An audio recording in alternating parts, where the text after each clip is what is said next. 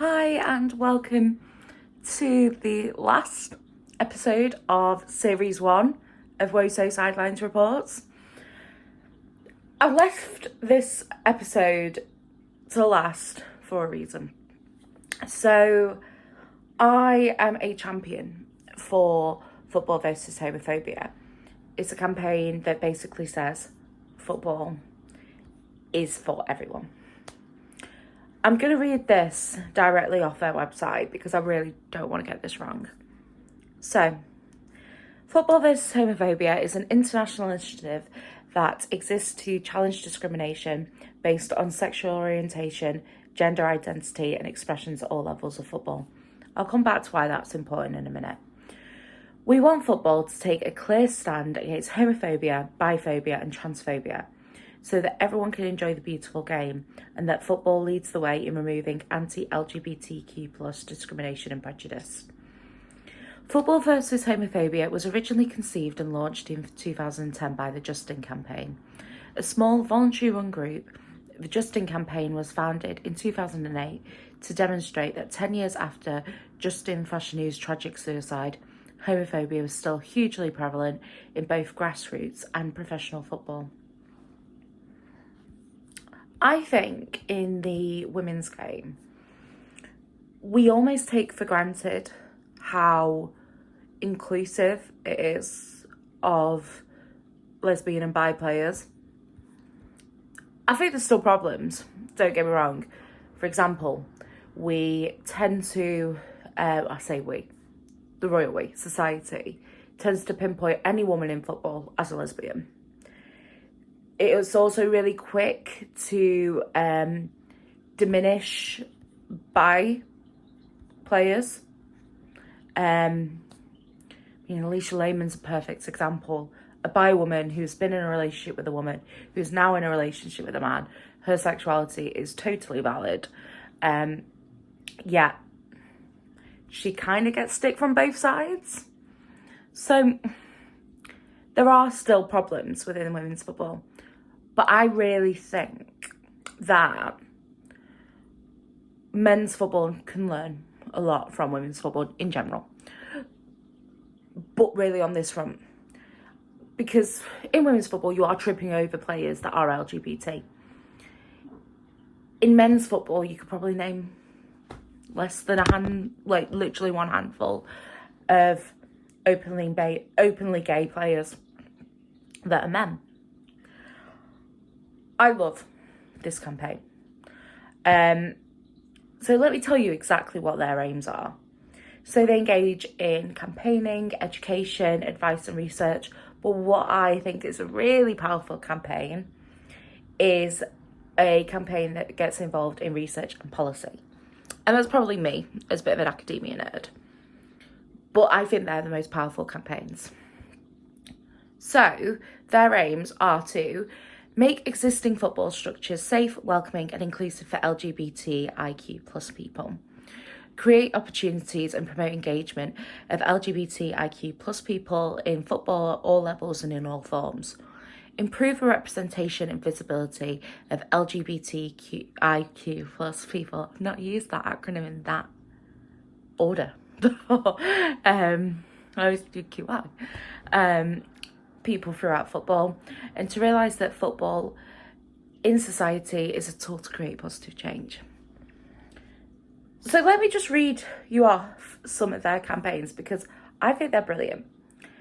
They've got Football versus Transphobia, which, in my opinion, if you are a trans woman, non-binary, and anywhere in that journey, you are welcome in women's sports. That's my opinion. And that is something that WoSo Sidelines reports absolutely stands for. And it's one of the things, actually, I'm saying to the people that are applying for a role for next season, is that is a core value of WoSo Sidelines reports.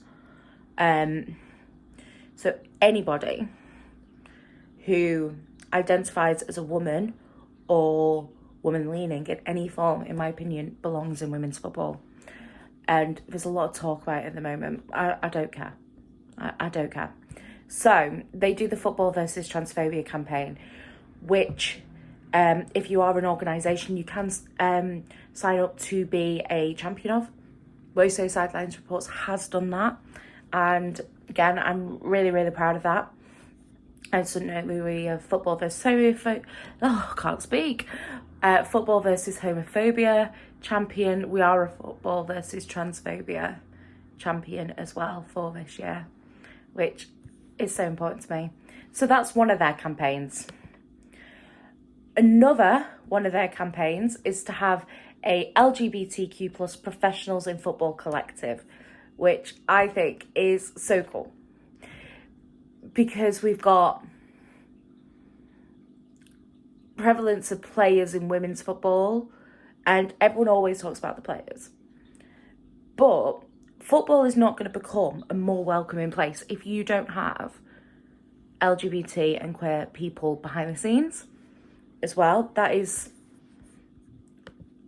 really important, and like, no decisions about us without us, right? So to have people actually behind the scenes making decisions that understand the LGBT community, that's so key. Also, they launched Football vs Homophobia has launched in Wales, and it's got whole Welsh language section. I can't speak Welsh, but I'm a big champion of the nations. We love the nations. So the fact that it is so prevalent to actually get out that message in Wales and the Americas, because they've launched in the Americas as well. And I think with everything going on with America right now, it's great. And that they are not just in England, that they are branching out. They've also got a youth panel. So as a former teacher, as a scout leader, we love the youth having a decision in these things. One of their players is from Afghanistan. Like, that's incredible. So it's not just they've got a load of kids from England. It's representative. There's trans youth on this. There's young people from every identity really in there. Can't see anybody that says they're openly disabled, which is room to grow. But I think there's more needed in terms of getting people to hear about this campaign as well, because everyone needs to hear about good things going on. I'm moving my fingers because I'm on their website just trying to get everything right. Football Pride, they have campaigns where they are very visible at Pride. London and Manchester Pride, they seem to be very prevalent at. They also organised Football Pride with the Chelsea Foundation at Stamford Bridge. I mean, women's football in England, Chelsea are definitely the biggest team. They are. They've won all the trophies. Probably in terms of revenue, it's Arsenal. But how amazing to see Chelsea supporting this as well. A massive club in the world, really. With the FA there, the PFA, the EFL, who are all gold sponsors of this event as well. It's good to see the top organisations in football being openly supportive of this. I'd like to see what they are actually doing to make football more inclusive, particularly in the men's game, but also in the women's game. How can we make sure that footballers aren't facing homophobia? Because we've seen footballers in the women's game facing a lot of stick for pretty much everything over the past season. So what are they actually doing? I'd like to see that. I would like to see that. They also spoke out against,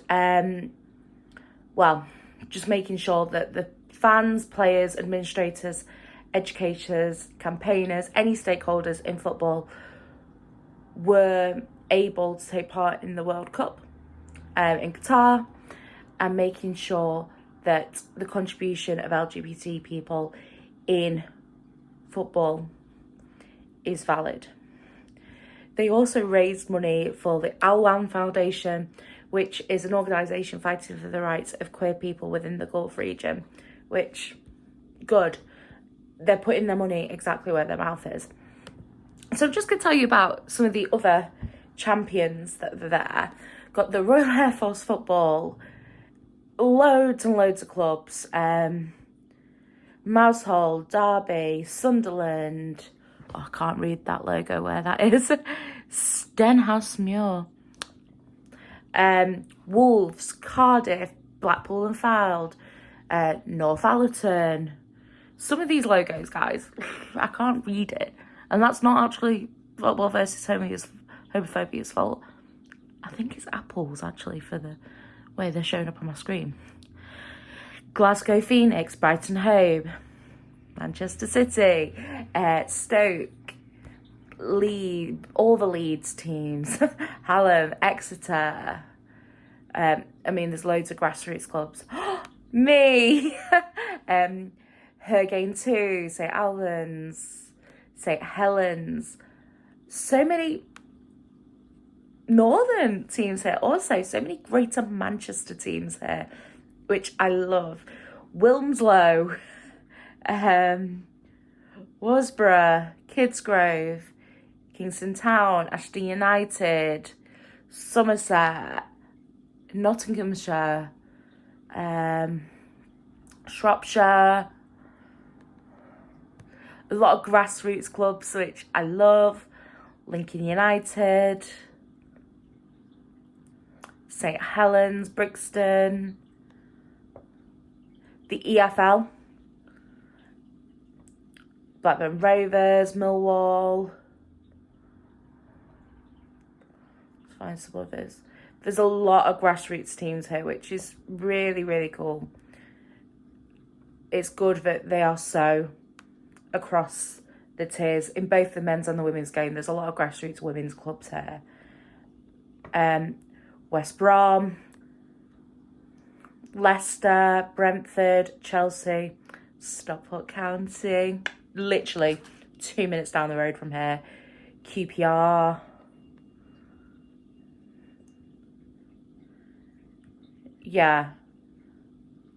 Manchester Football League, Young Dons,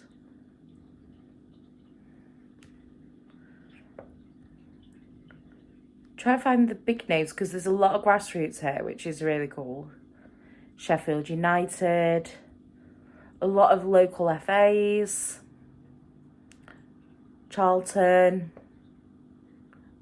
Manchester Laces. I love the Manchester Laces. If you don't know about the Manchester Laces, go and Google them. So, if you care about making football an inclusive place, go and check out Football versus Homophobia. They are a really important campaign in the memory of a footballer who tragically lost his life because he was gay. Making football a more inclusive place for LGBT people, particularly trans people. I think we think of football, and the first thing that comes to a lot of our minds is how much kids love it, right? By having role models and by having an inclusive place where kids can see themselves in their sporting heroes is key. The world's a horrible place right now. It's a horrible place. But by having queer role models in sport, in the sport you love, in what we call the beautiful game, it's going to make a generation of kids be able to grow up and love themselves. Which, let's be honest, they need right now. So, this weekend I went to, I don't really want to talk about this match ever again, but I went to Manchester City versus Manchester United FA Cup semi-finals, and really proud that fans from both sides showed their support for this campaign. So, here you go. Football versus homophobia. Football versus homophobia. Football versus homophobia. Football versus homophobia. Football versus homophobia. I think I definitely lost some videos, or some videos didn't record. Did lose the sound on a couple, but there were loads more videos there. Emotionally charged game, as you can probably tell. But it was great to see, actually, because the minute you present a mini mic to a fan, they immediately go, But it's great to see, actually, when I said what this campaign was for, they all went, yeah, okay, absolutely. I was, and I don't know why, but I was really worried. I'd give the mic to somewhere, I'd tell them what I'd asked them to say, and they'd immediately go, not for me. Not a single person did that. Every single person was like, yeah, what for that? Even the ones that were more nervous about me recording them was like, yeah, fine, that's fine. So thank you to that.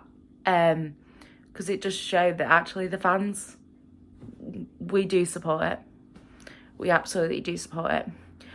If you are interested in supporting Football versus Homophobia, I have linked their social media channels and their website in the description. Please go and check them out. Please go and support them. You can, if you are a supporter and you're not an organisation, you can sign up to the supporter scheme. If you're a grassroots, non-league, professional club, county, FA, league, or a fan, or an organisation, there is a way to go and support Football versus Homophobia. You can become a champion. You can go visit their shop, which the money comes back to the organisation. You can contact your club's football liaison officer, ask what they're doing to support. There are a lot of clubs that were not mentioned there. That does not mean to say that they do not support this. They might not know about it.